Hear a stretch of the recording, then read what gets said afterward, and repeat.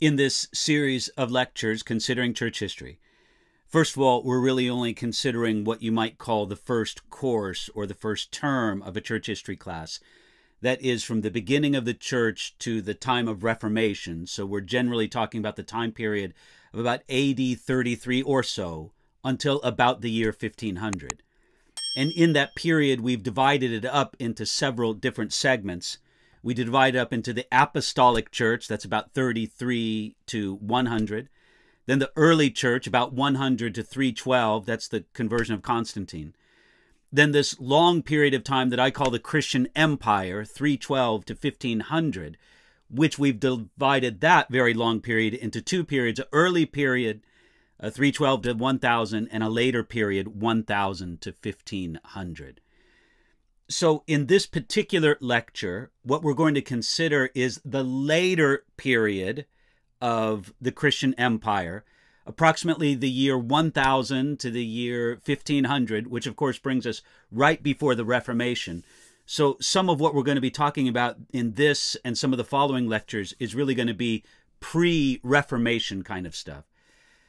But what we're going to talk about in this particular lecture is some important trends, events, and challenges of this later period of the Christian Empire period, if you want to say that. I'm repeating myself, but let's just talk about these. I think I have 8 different trends, events, or challenges to bring before you here in this lecture. And the first one of those trends, events, or challenges is the rise of what I would call the Imperial Papacy. We're talking about the office of the Pope, the Bishop of Rome, the head of what is called the Roman Catholic Church. And in the Middle Ages, especially in the late medieval period, popes asserted their authority over any sort of council and began more and more to simply do as they pleased. One example of this was Pope Pius II. He was between 58 and 1464 as his time as Pope. He issued a papal decree that forbade any kind of appeal to a papal decision. And he said that the Pope's decrees were absolutely final. The name of that papal decree was known as execrabilis, which means accursed. And it asserted the Pope's power as the vicar of Christ, who had the power to bind and loose both in heaven and on earth. The decree also said that anyone who appealed to a papal decision was cursed to hell and could not be helped except by the Pope himself, and that only could be found on his deathbed. So again, this very notable papal decree, I should say, execrabilis, again, its features were that there could be absolutely no appeal to a pope's decision, not from a bishop, not from a council, that all the pope's decisions were final, that the pope was to be regarded the vicar or the representative of Jesus Christ himself, and that the pope had power to bind and loose in both heaven and earth. In other words, they just plainly stated that the pope has the power to determine who goes to heaven, who goes to hell. Now, these were not ideas that came up in the time of Pius II. These were ideas that had been in the Roman Catholic Church for many centuries, but they just get stated and made formal in papal decrees and formally presented in certain places in the history of the Roman Catholic Church. The career of Pius II was interesting as an example of what you might call the depravity of the popes of that day. Pius II was born in the year 1405. His birth name was Ennea Silvio Piccolomini. He was born in Siena as one of 18 children to a family that was of poor but noble rank. He was educated and began working as an assistant to several bishops and cardinals. He was a man who had good political instincts. In other words, he had the ability to take sides with whoever was in power or rising to power, and that helped him to rise through the church bureaucracy. Eventually, he was appointed to the position of bishop, then a cardinal, and when he was 53, he was selected among the cardinals as pope. He became Pope Pius II again in the year 1458. Now, to be honest, his sexual immorality was well known. He fathered at least 2 children, and he had many mistresses, and he liked to brag about his ability to seduce women. He said that his sexual appetite was a very old vice, and he used to say, "I can't be wiser than Solomon or holier than David." That's how he excused his immorality. He even wrote erotic stories that were published that taught young men how to seduce women. He appointed a nephew of his as a cardinal when that nephew was only 23 years old, and later he appointed a family friend to that same office when the boy was only 17. He once excommunicated a man, and again, in Roman Catholic theology, that means that he sent the man to hell. He excommunicated a man for keeping his hat on in the Pope's presence. Now, one time on a visit to Siena, Pius II met a man named Rodrigo Borgia, who even Pius rebuked for his immorality. Borgia used to give immoral and licentious banquets where women were invited to attend without their husbands. Now, Borgia went on to become Pope Alexander VI, who lived immorally, but at the same time, he commissioned Michelangelo to sculpt the magnificent sculpture that's still in Rome to this day, the Pietà. And again, this is one of the strange contradictions, you might say, of this period. They were capable of tremendous art and creativity, but they were basically immoral, and the office of Pope and many of the religious offices were basically political and economic in nature. In the year 1458, Pius attempted to call another crusade, but he had trouble raising the money among the kings of Europe to finance the crusade. The Germans opposed his attempt to raise money to establish a crusade tax, and when they issued their opposition, they pointed out that Pius II had a past of very notorious sin. And so his response to that was that papal decree, which we've called another place a papal bull, Execrabilis. In the year 1464, Pius II personally led a crusading army against the Turks. While on that military campaign, he was stricken with fever and he died while on the crusade. Now again, Pius II wasn't much of a spiritual leader, but he was a very cultured man, and he was a good writer. As I said before, he wrote recognized works of poetry and history and fiction and gave great speeches. One series of his Latin poems was noted for its influence on 15th century English satire. I mean, this was an accomplished man of letters, but he just wasn't a spiritual leader in any regard.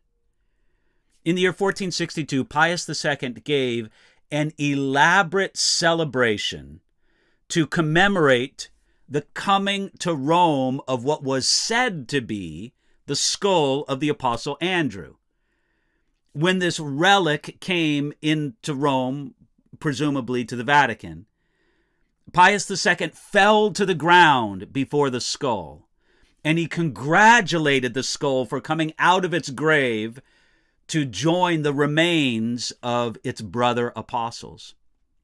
But make no mistake about it, Pius II asserted that he was the single monarch over all Christians.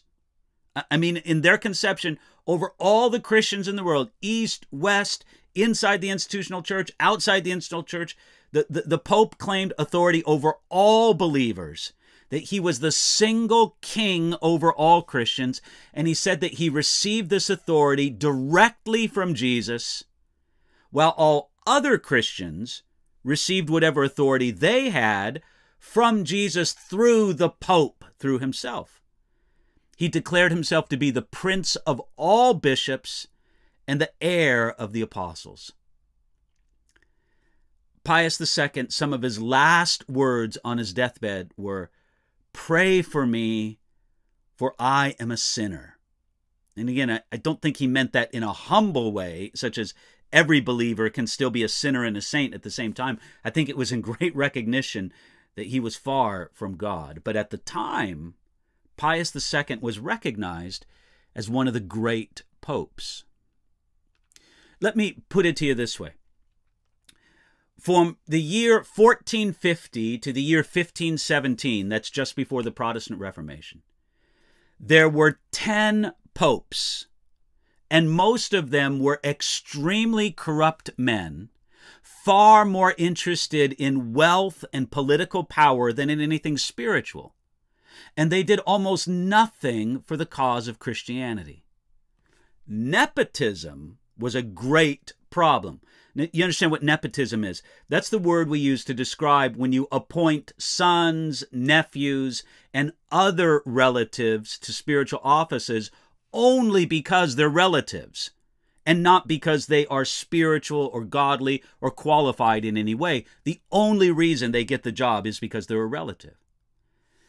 Now, even the popes who were supposed to be celibate, priests, of course, they freely had mistresses and wives, and their illegitimate offspring were acknowledged without a blush.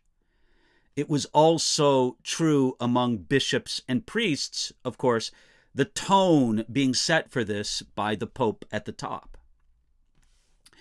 They often made a good place for their sons and nephews by appointing them as cardinals. Now, in the Roman Catholic structure, cardinals are second only to the Pope in their office. A church council tried to curb this practice by at least demanding that anyone must be at least 30 years of age before they could be appointed a cardinal. But the popes ignored this.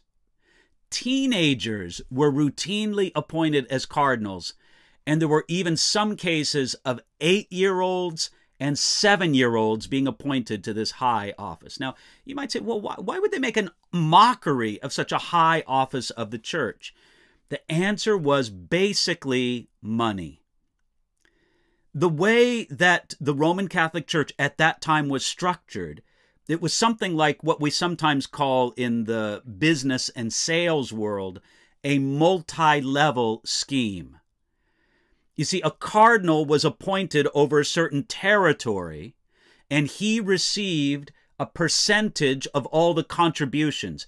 Now, essentially, church taxes. This was not just the free will gifts and offerings, but church taxes upon people. The cardinal received a percentage of everything that came into his region. And the value of the offices of a cardinal or a bishop meant that they were offices that were often bought and sold. Routinely, the office of bishop was simply sold to the highest bidder. And then it was used as a way of generating income from the office. That's how you would pay off the purchase price of the office of bishop or cardinal. This was the practice known as the Anate. The Anate was the first year's income of an appointed bishop. That was given to the Pope. And because the money had to be paid to the Pope first or up front, it was often borrowed by the new bishop.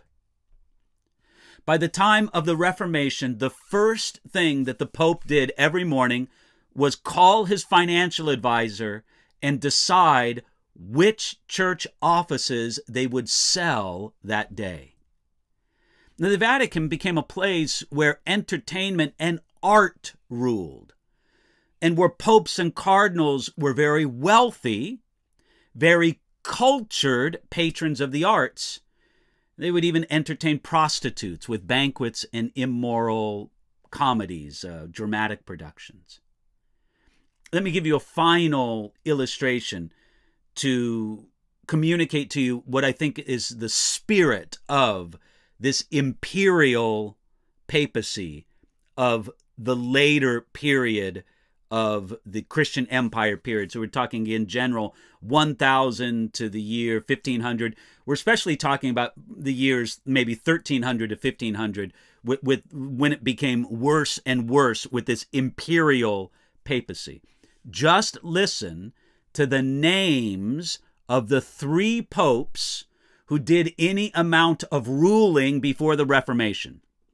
Their 3 names were Alexander VI, Julius II, and Leo X.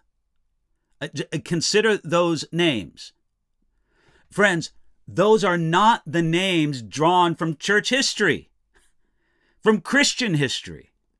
Alexander and Julius, Alexander was a Greek king. Julius was a Roman emperor. Leo, again, these are all describing secular kings and emperors.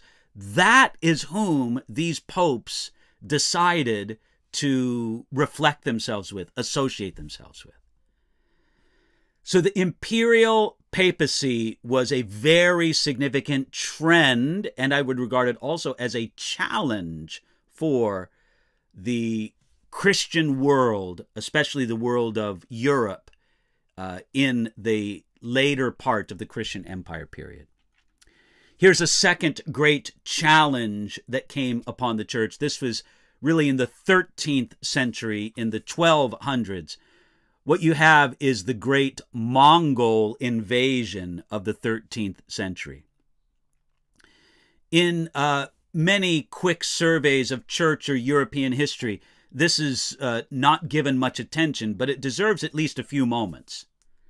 In 1242, the most fearsome army ever to invade Europe turned back to the east after easily conquering almost all of Eastern Europe. And on 1241, they set their sights on a drive all the way to the Atlantic Ocean. Now, what some people call the Dark Ages were almost pure light compared to what could have happened to Europe if the Mongols would have succeeded in extending their dominion to the Atlantic. In the year 1242, Mongol advance scouts probed as far as Vienna, which would be the next major city on their agenda. And at that time, the middle of the 13th century, there was very little to stop their advance. The Mongols were famous and fierce horse warriors from the central steppes of Asia. They had remarkable weapons for that day, special composite bows that were superior to anything that existed in Europe. They fought surprisingly like a modern army with modern tactics and strategies, but they did it in the medieval world, and so they far outclassed any of the armies that they faced. The only 2 armies that were capable of defeating them in Europe had been defeated by the Mongols in April of 1241. Those 2 battles happened within a day of each other, but they were very long distances apart.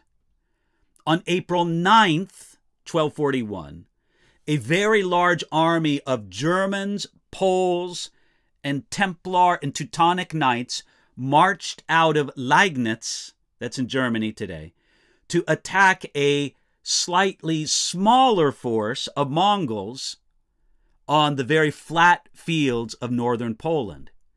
Liegnitz is in that area. They were defeated very badly. The Mongols defeated them severely in that battle. Then the next day, hundreds of miles away, on April 10th, 1241, Bela, a Hungarian king of the city of Buda, he went out against the advancing Mongol army, and with very clever and bold tactics, the Mongol commander, Sabotai, he won the battle and killed almost the entire army of King Bela, who escaped, but he didn't stop running until he made it to an island in the Adriatic Sea. So for the rest of 1241, having won these decisive battles, one more northerly in the area that is today Poland, and one more south in the area that's today modern Hungary, they defeated their foes, and in the year 1241, the Mongol armies rested. They prepared to attack again, ready to push into a weak and fragmented Europe. No Christian army had stopped the Mongols to this point, or had even really slowed them down. It looked very, very bad for Western Europe. Now, on this campaign of 1241, Genghis Khan, the great Mongol leader, he was not on this campaign, but his amazing military and political leadership made the mark on his army, which had conquered much of China, and then they started going westward towards and into Europe. The method of the Mongols under the leadership of Genghis Khan were basically calculated and planned massacre, genocide, we would call it today. When a city resisted him and eventually fell, and they almost always fell, they did fall, he had all the inhabitants of the city slaughtered. In the year 1220, it is said that Genghis Khan and his armies killed 1.6 million people at a Central Asian city called Herat.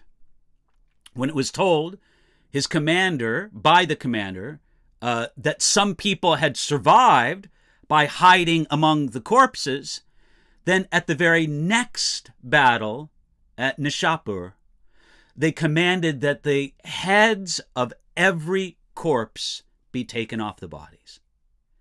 At Nishapur, it's said that 1.7 million were massacred.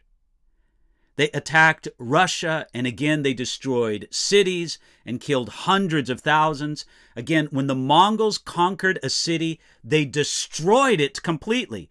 They had no use or trust for city life, urban life.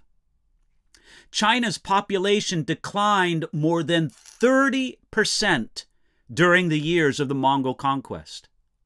The Mongols reduced the once thriving city of Kiev, again in modern-day Ukraine, to a city of about 100 people that lived in blackened, burned-out ruins.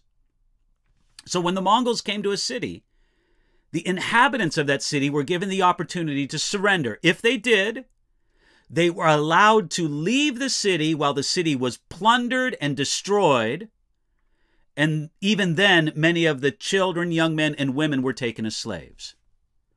Those who remained would be scattered into the countryside, again, because the Mongols hated cities.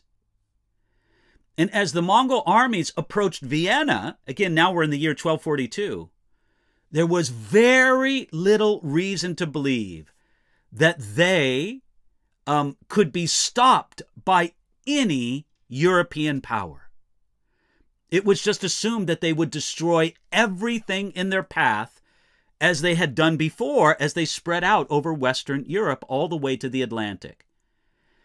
If they succeeded in that, they would have an empire that stretched over 2 continents, Europe and Asia, an empire then all the way from the Pacific coast of China to the Atlantic coast of Europe. It would have been a massive empire. Well, look, what stopped this? What changed this?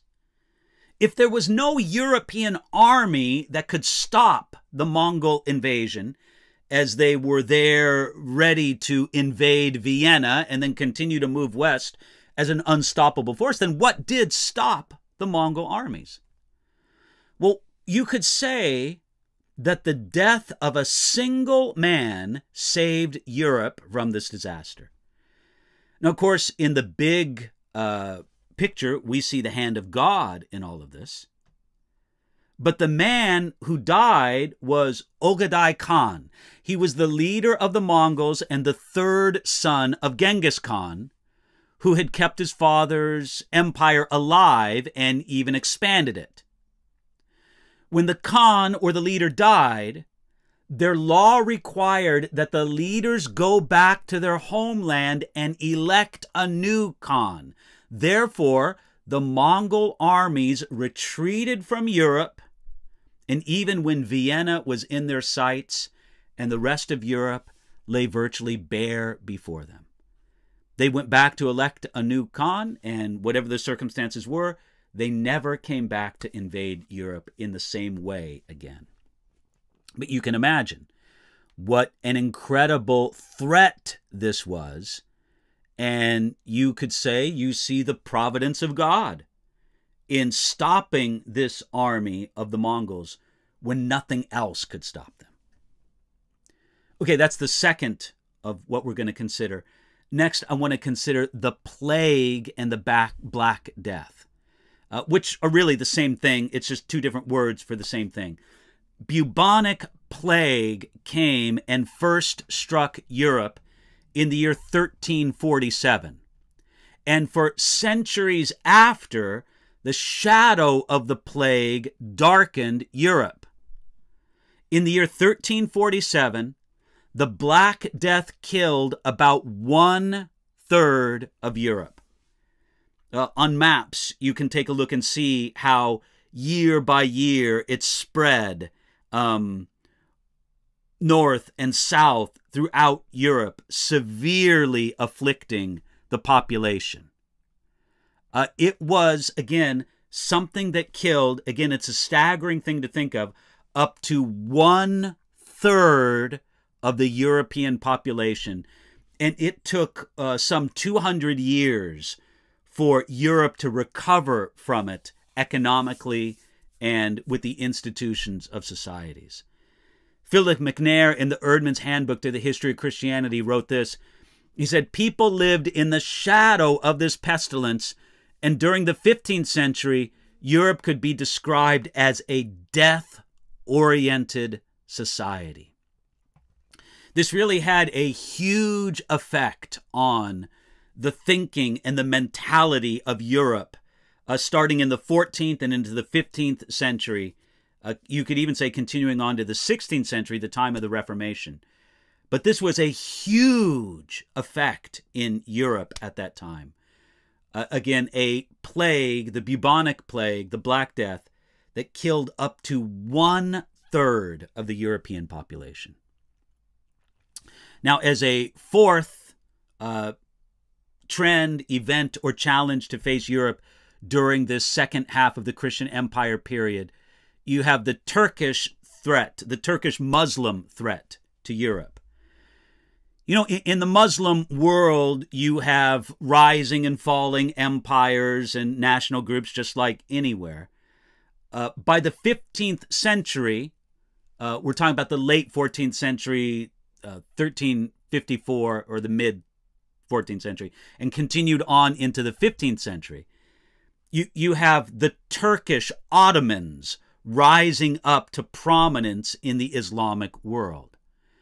And in the late 15th century, under Sultan Muhammad, there were spectacular territorial gains, and the Muslims actually even invaded Italy.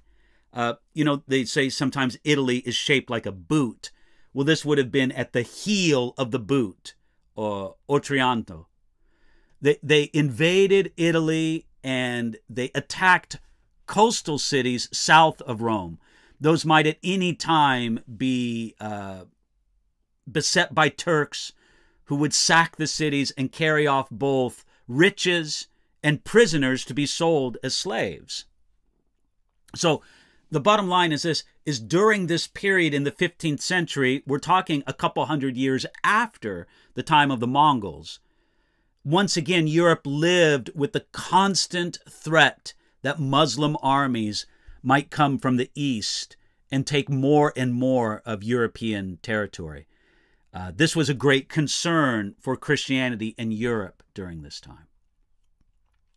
Another important trend during this later period of the Christian empire was the Renaissance and the revival of learning.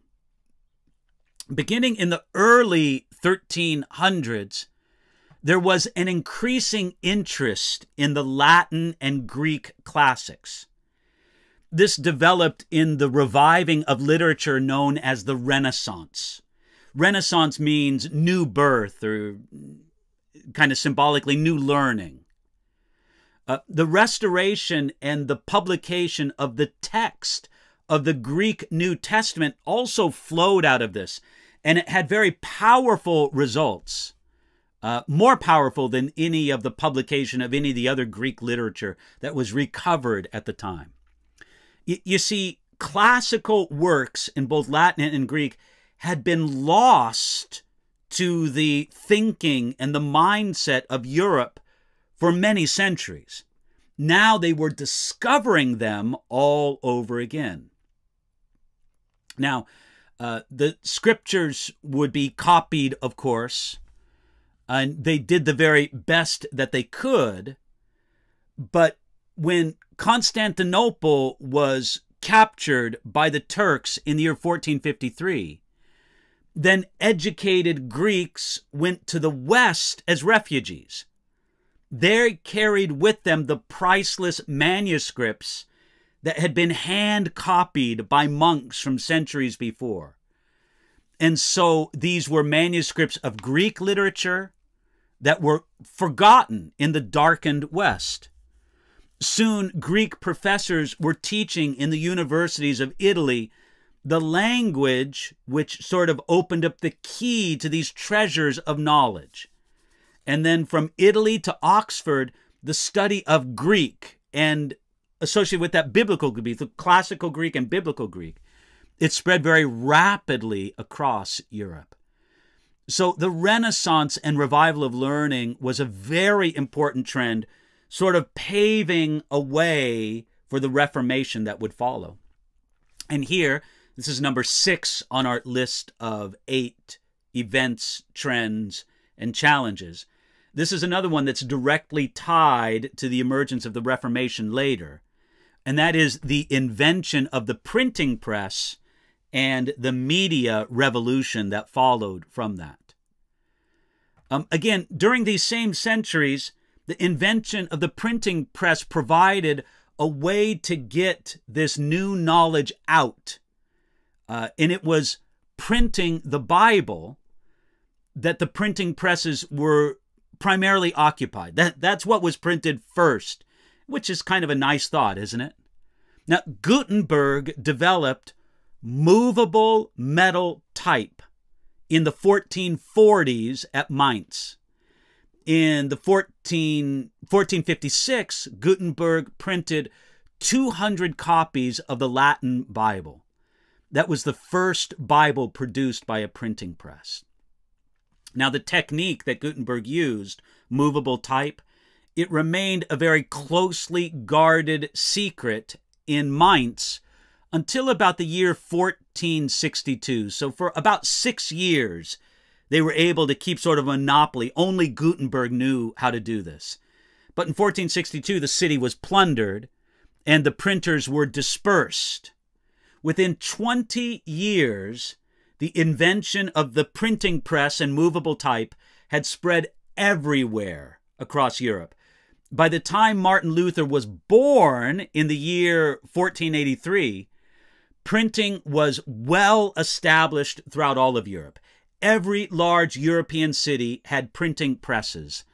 And within 50 years of Gutenberg's first printing of the Bible, printers had outproduced the works of many centuries of monks who would hand copy the scriptures or other works. Again, the chief book that was printed was the Bible. And this spread Christian teaching. As more books and Bibles were printed, more people became readers. And readers wanted more books. And this spread literacy quickly across Europe. But even for the illiterate, the Bible became accessible Because even if you couldn't read, hopefully your pastor could, and now he had a Bible that he could preach from, a Bible that he could educate his congregation from. Christianity, which we would very much call a religion of a book, the Bible, Christianity was becoming universal in a new way. Your Christian learning and faith did not have to end now at the church door because of the invention of printing. And of course, it would take many, many years until Bibles became widespread across Europe. But now people could have Bibles for themselves. This is related to number 7 on my list of things that were important trends, events, or challenges. And that would be number 7, the spread of biblical knowledge. You see, the study of the New Testament across all of Europe showed the great contrast between Jesus and the corrupt Christendom on the other side. By the end of the 15th century, there were 98 complete editions of the Latin Bible had been printed, and much larger numbers of Bible portions. The Archbishop of Mainz renewed the edicts forbidding the use of German Bibles, but in about 12 years there were 14 editions of different German Bibles that had been printed. 4 editions of Dutch Bibles, and there were many, many Bible portions in other languages spread about. You see, people wanted to learn the Bible, and this revival of Bible learning, Bible schools, the Bible used in seminaries, the Bible used in church life, this was a big revolution. There was a group known as the Brethren of the Common Life. They were basically a non-monastic revival movement that stressed the individual's personal commitment to God and their own life experience of the Lord. They successfully established a network of schools throughout the Netherlands and in northwest Germany in the 15th and early 16th century. And the schools were started by a man named Gerhard Groote. He was a Dutchman who expressed the principles of teaching when he wrote this, quote, he said, "The root and study and the mirror of life must be in the first instance the gospel of Christ." Gerhard Groote said that learning without godliness could be more of a curse than a blessing. The education was excellent, and notable students were men such as Thomas à Kempis, who afterwards wrote a famous work called The Imitation of Christ. Another student of these Brethren of the Common Life schools was Erasmus. That was a great Greek scholar who wrote an edition of the New Testament that was very influential. Latin and some Greek were taught there, and children learned how to sing Latin songs about the gospel. Adult classes were also carried on in a way in which the Gospels were read in the local language. Now I just want to come to the final point here, number 8 on my list of notable events, trends, and challenges of this general period 1000 to 1500. I can't leave this without giving number 8, the discovery of the New World. The European discovery of America by Christopher Columbus in the year 1492, and the discovery of the solar system by Copernicus in 1514.